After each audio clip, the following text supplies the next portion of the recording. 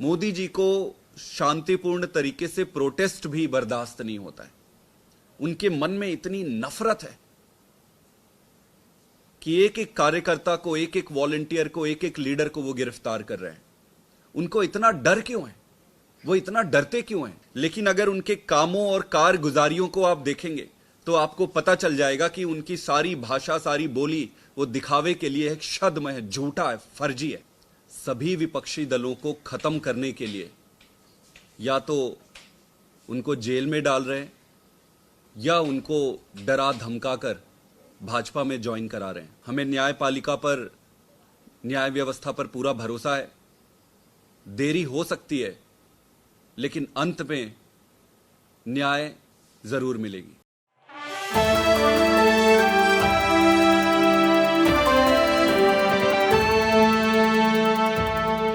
देश में आज एक अघोषित आपातकाल जैसी परिस्थिति आ गई है। परिस्थिति ऐसी आ गई है कि प्रधानमंत्री नरेंद्र मोदी जी और भारतीय जनता पार्टी सभी विपक्षी दलों को खत्म करने के लिए या तो उनको जेल में डाल रहे हैं या उनको डरा धमकाकर भाजपा में ज्वाइन करा रहे हैं। इसमें जो जो भारतीय जनता पार्टी में ज्वाइन करते जा रहे हैं उनको तो वो क्लीन चिट देते जा रहे हैं और जो भी उनकी इस तानाशाही का विरोध कर रहे हैं उनके साथ वो अन्याय, अत्याचार और उनको गिरफ्तार करते जा रहे हैं। अरविंद केजरीवाल जी को फ्रॉडुलेंट तरीके से कल गिरफ्तार किया है। हमें न्यायपालिका पर, न्याय व्यवस्था पर पूरा भरोसा है। देरी हो सकती है लेकिन अंत में न्याय जरूर मिलेगी और जीत सच्चाई की होगी। हमने शांतिपूर्ण तरीके से पूरे देश में आज भारतीय जनता पार्टी के खिलाफ विरोध प्रदर्शन के लिए कॉल दिया था। दिल्ली में जिस तरीके से ये पुलिस का दुरुपयोग कर रहे हैं वो अकल्पनीय है। मुझे नहीं लगता कि भारत के इतिहास में, राजनीतिक इतिहास में ऐसा कभी हुआ होगा। सारी नेताओं को कल रात से ही उनके घर में हाउस अरेस्ट कर लिए।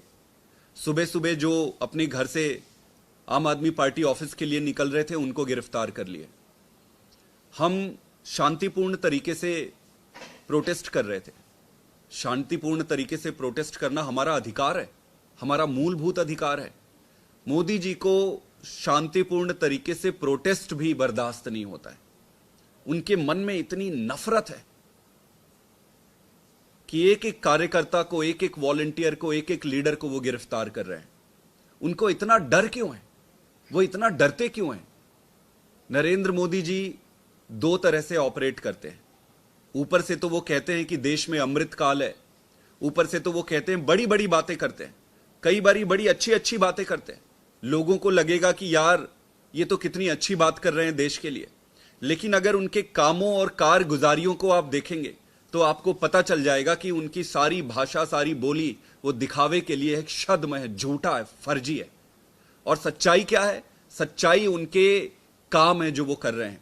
जिस तरीके से अघोषित आपातकाल की परिस्थिति उन्होंने इस देश में ला दी है, उससे ऐसा लगता है कि देश में सारी व्यवस्थाएं, सब कुछ टूट जाएगा।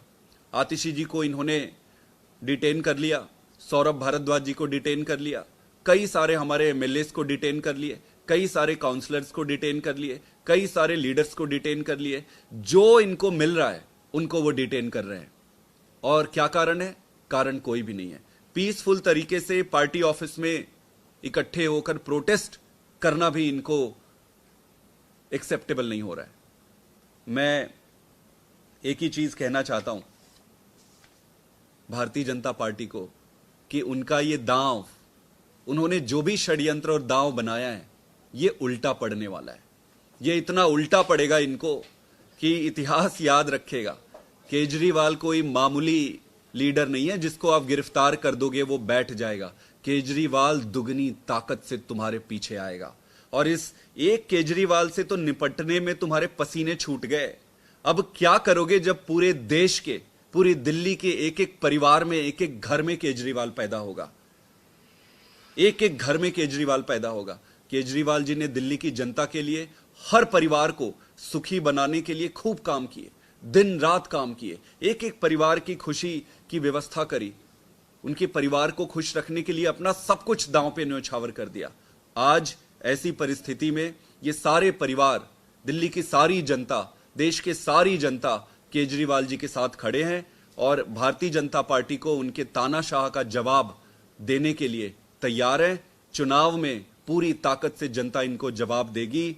मैं एक ही बात कहना चाहता हूं कि अन्याय चाहे कितना भी मजबूत दिखे, उसका अंत सुनिश्चित है।